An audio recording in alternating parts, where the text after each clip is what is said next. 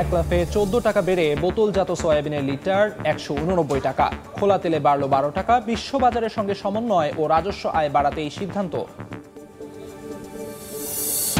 ক্যাম্পাসে ক্যাম্পাসে উত্তেজনা। কুয়েটে 37 শিক্ষার্থীকে বহিষ্কারের প্রতিবাদ, হল খুলে দেওয়ার দাবি। 6 দাবিতে রাজশাহী পলিটেকনিক শিক্ষার্থীদের আন্দোলন। মানব পাচার চক্রের খপ্পরে মিয়ানমারে 2 বছর কারাবন্দী 20 কিশোর। নৌবাহিনীর জাহাজে দেশে ফিরে উচ্ছ্বাস। ভূমিকম্পে ক্ষতিগ্রস্তদের ত্রাণ দিয়ে চট্টগ্রামে সমুদ্র অভিযান। এবং বাংলাদেশকে বেকায়দায় ফেলতেই ভারতের ট্রান্সশিপমেন্ট বাতিল। অভিযোগ ব্যবসায়ীদের। বিমানবন্দরে চান কার্গো সুবিধা। বিদেশি কার্গো বিমানকে সুযোগ দেওয়ার দাবি।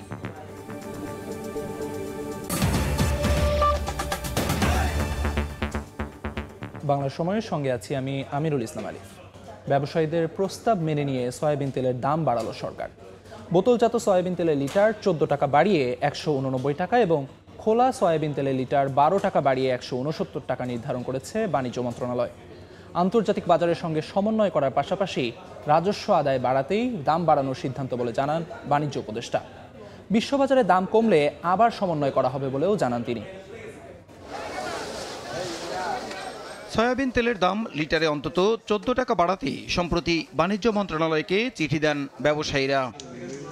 এরই পরিপ্রেক্ষিতে মঙ্গলবার দুপুরে ভোজ্য তেল ব্যবসায়ী এবং সংশ্লিষ্টদের সঙ্গে বাণিজ্য সচিব সহ মন্ত্রণালয়ের ঊর্ধ্বতন কর্মকর্তাদের বৈঠক অনুষ্ঠিত হয়। বৈঠক শেষে বাণিজ্য উপদেষ্টা ভোজ্য তেলের মূল্যবৃদ্ধির পরিসংখ্যান দিয়ে সাংবাদিকদের জানান, আন্তর্জাতিক বাজারের সঙ্গে সমন্বয় এবং রাজস্ব আদায় বাড়ানোই সয়াবিনের মূল্যবৃদ্ধির কারণ। আমাদের যে ফর্মুলা আসে তাতে তেলের দাম আসে প্রায় 197 টাকা, বাট আমরা শিল্পের সাথে আলোচনার ভিত্তিতে 189 টাকায় প্রতি লিটার সয়াবিন তেল বোতলের ক্ষেত্রে এবং 20 টাকা কম হচ্ছে আপনার খোলা বাজারের জন্য। আমরা এটা নির্ধারিত হয়েছে আজকে। রাজস্ব আদায় এবং আন্তর্জাতিক বাজারের যে পণ্য যে মূল্য দুটো সমন্বয়ে এই দামটা বেড়েছে। আন্তর্জাতিক বাজারে দাম কমলে এখানেও সমন্বয় করা হবে জানিয়ে উপদেষ্টা আরও বলেন, স্থানীয় বাজার থেকে ভোজ্য তেলের যোগান বাড়াতেই এরই মধ্যে বিভিন্ন তেল কোম্পানি উৎপাদন শুরু করেছে। প্রায় 30 লক্ষ টন তেলের একটা চাহিদা আছে, তার মধ্যে প্রায় 7 লক্ষ টন আমাদের স্থানীয় সয়াবিন তেল থেকে আসে। সেনা কল্যাণ সংস্থার যে অয়েল মিলটা আছে তাদের 3 লক্ষ টনের উৎপাদন সক্ষমতা নিয়ে তারা মাত্র 20,000 টন উৎপাদন করত। তাদের তেল তারা যেন পূর্ণ মাত্রায় উৎপাদন করতে পারে। এছাড়া আরও দুটো তেল কোম্পানি তারাও প্রোডাকশনে বাজারে এসছে। অফকোর্স ভোক্তা পর্যায়ে যে মূল্যটা বৃদ্ধি করতে আমরা বাধ্য হলাম, এই বাধ্যবাধকতাটা আমি মনে করছি সাময়িক এবং ইনশাল্লাহ আমরা অদূর ভবিষ্যতে এই মূল্যটাকেও নামায় আনতে সক্ষম হব। আগামী 2 সপ্তাহের মধ্যেই বাজারে চালের দাম কমে আসবে জানিয়ে পেঁয়াজ সহ অন্যান্য পণ্যের মূল্য নিয়ন্ত্রণে ব্যবস্থা নেওয়ার আশ্বাস দেন বাণিজ্য উপদেষ্টা। আমি আশা করি যে নতুন ধান উঠে আসলে বাজার আরও সহনীয় হয়ে যাবে। প্রসূন আশিস, সময় সংবাদ, ঢাকা। 37 শিক্ষার্থীকে সাময়িক বহিষ্কারের সিদ্ধান্ত প্রত্যাহারের দাবিতে বিক্ষোভ করেছেন খুলনা প্রকৌশল ও প্রযুক্তি বিশ্ববিদ্যালয়ের শিক্ষার্থীরা। সিন্ডিকেটের সিদ্ধান্ত প্রত্যাখ্যান করে তালা ভেঙে হলে ঢুকেছেন তারা। দ্রুত ক্লাস শুরুর পাশাপাশি উপাচার্যের পদত্যাগ দাবি শিক্ষার্থীদের। দীর্ঘদিন ধরে বন্ধ ক্যাম্পাস, বিক্ষোভ কর্মসূচির ডাক দিয়ে হলের তালা ভেঙে প্রবেশ করেন শিক্ষার্থীরা। সোমবার খুলনা প্রকৌশল ও প্রযুক্তি বিশ্ববিদ্যালয়ের 101তম সিন্ডিকেট সভায় গত 18 ফেব্রুয়ারি ক্যাম্পাসে সংঘর্ষের ঘটনায় জড়িত থাকার অভিযোগে 37 শিক্ষার্থীকে সাময়িক বহিষ্কারের সিদ্ধান্ত নেওয়া হয়। একই সঙ্গে আগামী 4 মে একাডেমিক কার্যক্রম এবং 2 মে হল খুলে দেওয়া হবে বলে জানানো হয়। তবে বহিষ্কার ও হল খুলে দেওয়ার এই সিদ্ধান্ত প্রত্যাখ্যান করে আন্দোলন শুরু করেন শিক্ষার্থীরা। সোমবার রাত থেকেই উত্তাল হয়ে ওঠে ক্যাম্পাস। মঙ্গলবার সকালে আবারও বিক্ষোভ করেন শিক্ষার্থীরা। এ সময় অবিলম্বে ক্লাস শুরুর পাশাপাশি উপাচার্যের পদত্যাগ দাবি করেন তারা। পরে মূল ফটকের তালা ভেঙে হলে প্রবেশ করেন। হাসান মিয়া নামে একজন লোক, ঠিক আছে, উনি হচ্ছে গিয়ে কি মামলাটা করেন 22 জন শিক্ষার্থী নামে, যেটা সম্পূর্ণ ভিত্তিহীন। আমরা হলে উঠতে পেরেছি যদিও প্রশ্ন থেকে কোনো সদুত্তর অথবা হচ্ছে প্রশ্ন থেকে কোনো আশানুরূপ কোনো সিদ্ধান্ত আসেনি হল খোলার ব্যাপারে। আমরা নতুন ভিসির আন্ডারে নতুন তদন্ত কমিটি গঠন করে সুষ্ঠুভাবে এই তদন্তটা কমপ্লিট করতে পারি। এই বিষয়ে কথা বলতে চাইলে উপাচার্য বা বিশ্ববিদ্যালয়ের দায়িত্বশীল কেউ সাড়া দেননি। না, এগুলো আমি বলতে পারিনি, শুধু সিদ্ধান্তটা বলে দিলাম। গত 18 ফেব্রুয়ারি কুয়েটে ছাত্র রাজনীতি বন্ধের দাবিকে কেন্দ্র করে সংঘর্ষের ঘটনায় শতাধিক শিক্ষার্থী আহত হয়। পরে 25 ফেব্রুয়ারি সিন্ডিকেট সভায় একাডেমিক কার্যক্রম ও আবাসিক হল বন্ধ ঘোষণা করে কর্তৃপক্ষ। তানজিম আহমেদ, সময় সংবাদ, খুলনা। 6 দাবিতে রাজশাহীতে রেলগেট সড়ক অবরোধ করে বিক্ষোভ করেছেন পলিটেকনিক ইনস্টিটিউটের শিক্ষার্থীরা। দাবি পূরণ না হওয়া পর্যন্ত আন্দোলনের ঘোষণা তাদের। এদিকে শিক্ষার্থী হেনস্থার প্রতিবাদে বিক্ষোভ কর্মসূচি পালন করেছেন চট্টগ্রাম বিশ্ববিদ্যালয়ের শিক্ষার্থীরা। অভিযুক্তদের বিচারসহ দ্রুত ক্যাম্পাসে নিরাপদ পরিবেশের দাবি জানান তারা। স্লোগানে মুখর পুরো এলাকা। 6 দফা দাবি আদায়ে রাজপথে শিক্ষার্থীরা। মঙ্গলবার দুপুরে রাজশাহী নগরীর রেলগেট এলাকা অবরোধ করে পলিটেকনিক ইনস্টিটিউটের শিক্ষার্থীরা। জুনিয়র ইনস্ট্রাক্টর পদে ক্রাফট ইনস্ট্রাক্টরদের অবৈধ পদোন্নতির রায় হাইকোর্টের মাধ্যমে বাতিল, ডিপ্লোমা ইন ইঞ্জিনিয়ারিং কোর্সে যে কোনো বয়সে ভর্তির সুবিধা বাতিল সহ 6 দফা দাবি জানান তারা।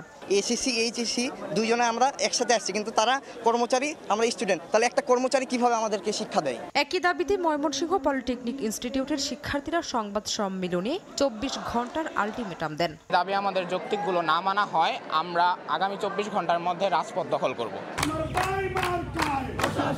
এদিকে শিক্ষার্থী হেনস্থার প্রতিবাদে চট্টগ্রাম বিশ্ববিদ্যালয়ের মূল ফটক আটকে রেখে বিক্ষোভ করেন শিক্ষার্থীরা জানান, সোমবার রাজনীতি বিজ্ঞান বিভাগের এক শিক্ষার্থীকে সিএনজি চালিত অটোরিকশা ধাক্কা দিলে বাকবিতণ্ডা হয়। এর জেরে স্থানীয় কয়েকজন ওই শিক্ষার্থীকে মারধর করেন। দ্রুত ক্যাম্পাসে সিএনজি অটোরিকশা চালকদের পরিচয়পত্র রাখা, চক্রাকার বাস চালু করা সহ বেশ কয়েকটি দাবি জানান তারা।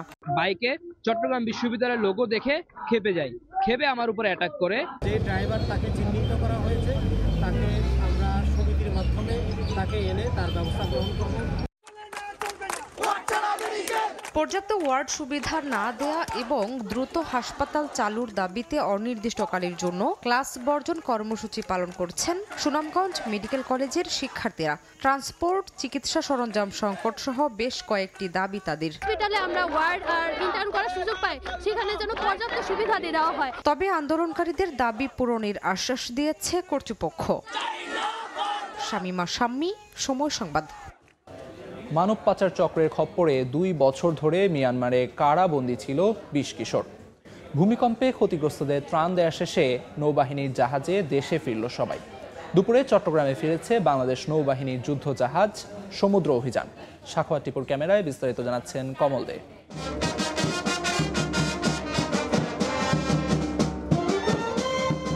নেভাল বেইজে নৌ সদস্যদের বাজানো নানা বাদ্যযন্ত্রের তালে নোঙ্গর করে মিয়ানমার থেকে ফেরা যুদ্ধজাহাজ সমুদ্র অভিযান। ভূমিকম্পে বিধ্বস্ত মিয়ানমারে মানবিক সহায়তা মিশন শেষ করে এই জাহাজে করে দেশে ফিরে আসেন নৌ, সেনা এবং ফায়ার সার্ভিসের উদ্ধারকারী সদস্যদের পাশাপাশি চিকিৎসক ও নার্সের 55 জনের দলটি। সকল লোক রাস্তায় এরা ভয়ে ছিল, আমরা যাওয়ার পরেও দেখছি ভয়ে ছিল। এরপরে আমরা আমাদের যে কাজের জন্য কিছু সে কাজ যেখানে সম্ভব সেটা করছি। এই দলটিকে বরণ করে নেন চট্টগ্রাম নৌ অঞ্চল প্রধান রিয়ার অ্যাডমিরাল মীর এরশাদ আলী। তবে এই জাহাজেই 2 বছর পর দেশে ফিরে আসার সুযোগ পেয়েছে 20 কিশোর, যারা মানব পাচারকারী চক্রের কবলে পড়ে সমুদ্রপথে মালয়েশিয়া যাওয়ার সময় মিয়ানমার বাহিনীর হাতে আটক হয়ে কারাগারে ছিল। প্রত্যাবাসন সম্পর্কিত কার্যক্রম শেষে সংশ্লিষ্ট কর্তৃপক্ষের নিকট আনুষ্ঠানিকভাবে তাদের হস্তান্তর করা হবে। মিয়ানমার কারাগারে বন্দী থাকা অবস্থায় যখন দেশে ফিরে আসার সব সম্ভাবনা ক্ষীণ হয়ে আসছিল, তখন ত্রাণকর্তা হিসেবে নৌবাহিনীকে পেয়ে উচ্ছ্বসিতই কিশোর দল। দালালের বিক্রি করে দেওয়ার পরে একদিন রাখছে ওইখানে টেকনাফের মধ্যে একটা পাহাড়ের উপর গুদামে। ওইখান থেকে আমাকে একদিন পরে পাচার করে দেওয়া হয় মায়ানমারে আমাকে ওইখানে মারধর করে টাকা নিয়েছে 1 লাখ টাকা।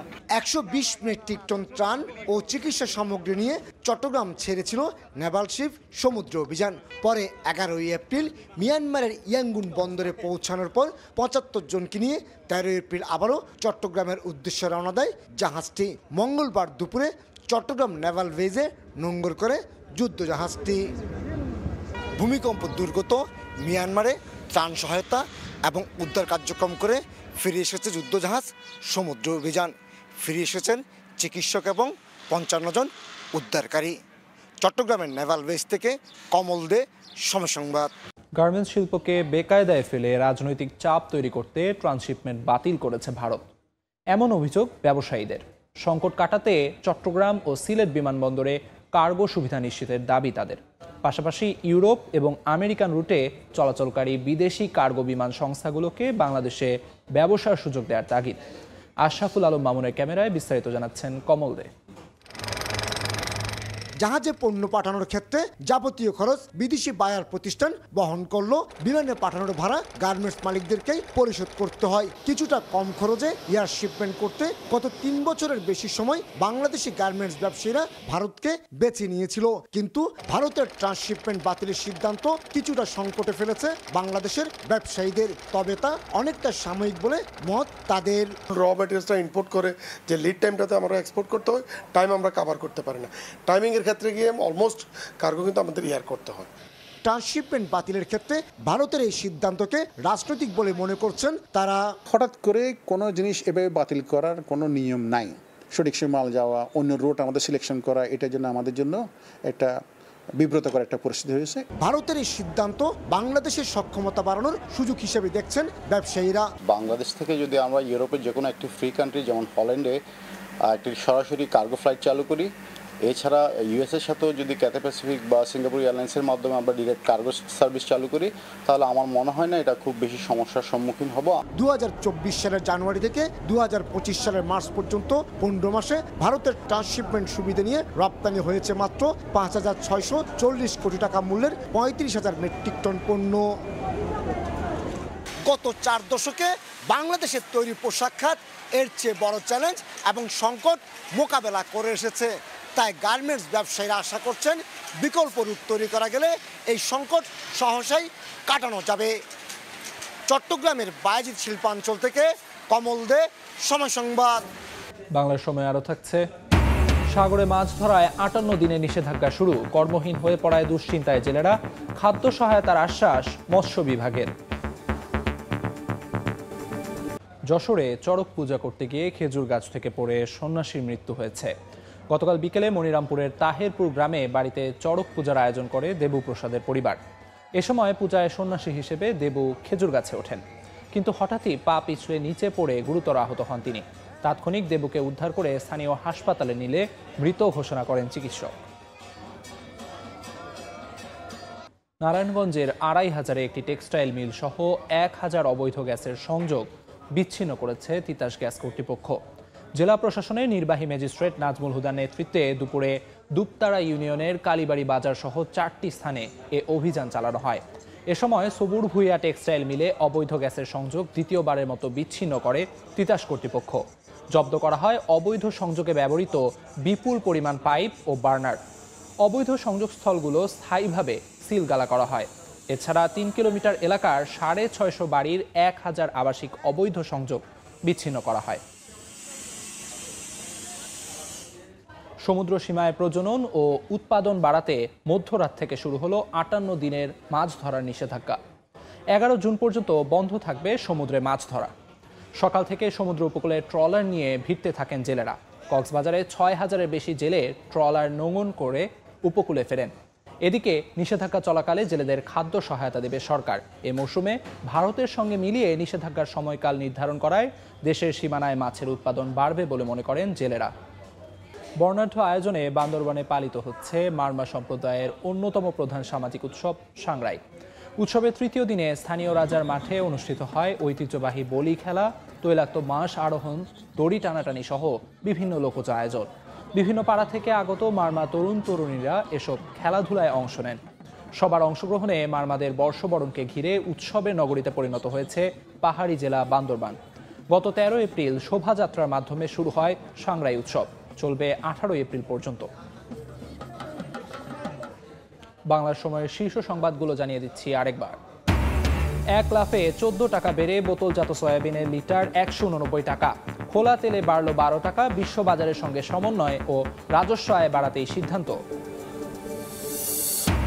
ক্যাম্পাসে উত্তেজনা। কুয়েটে 37 শিক্ষার্থীকে বহিষ্কারের প্রতিবাদ, হল খুলে দেওয়ার দাবি। 6 দাবিতে রাজশাহী পলিটেকনিক শিক্ষার্থীদের আন্দোলন। এবং মানব পাচার চক্রের খপ্পরে মিয়ানমারে 2 বছর কারাবন্দী 20 কিশোর। নৌবাহিনীর জাহাজে দেশে ফিরে উচ্ছ্বাস।